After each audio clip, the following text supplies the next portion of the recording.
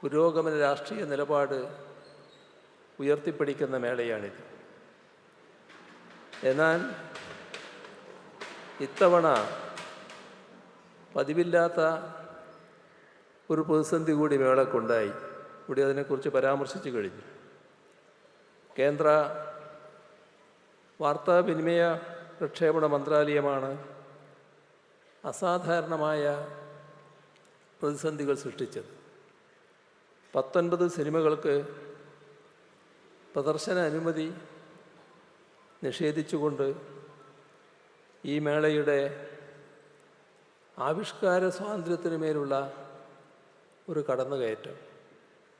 അതിൻ്റെ ഫലമായി ആദ്യ ദിവസങ്ങളിൽ 10ഓളം സിനിമകളുടെ പ്രദർശനം റദ്ദാക്കേണ്ടി വന്നു.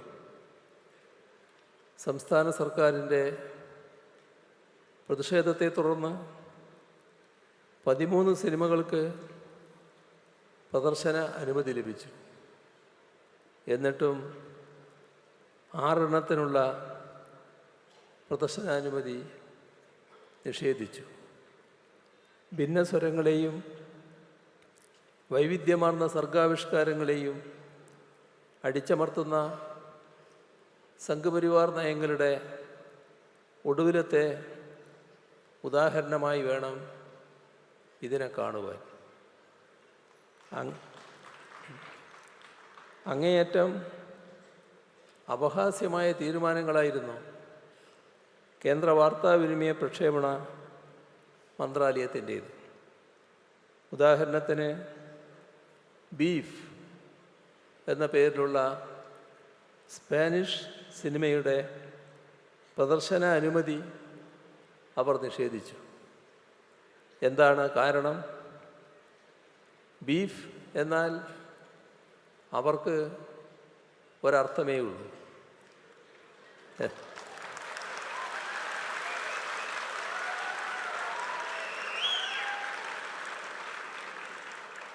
എന്നാൽ ബീഫ് എന്ന ഭക്ഷണ പദാർത്ഥവുമായി സിനിമയ്ക്ക് പുലബന്ധം പോലും ഇല്ലായിരുന്നു.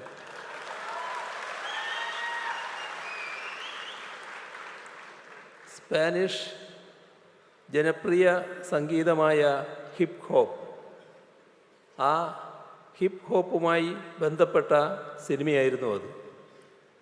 ഹിപ്പ് ഹോപ്പ് സംഗീത സംസ്കാരത്തിൽ ബീഫ് എന്നാൽ അർത്ഥം പോരാട്ടം, കലഹം എന്നൊക്കെയാണ്. ഇത് തിരിച്ചറിയാതെ ബീഫെന്ന് കേട്ടയുടൻ ഇവിടുത്തെ ബീഫാണ് എന്ന് കണക്കാക്കി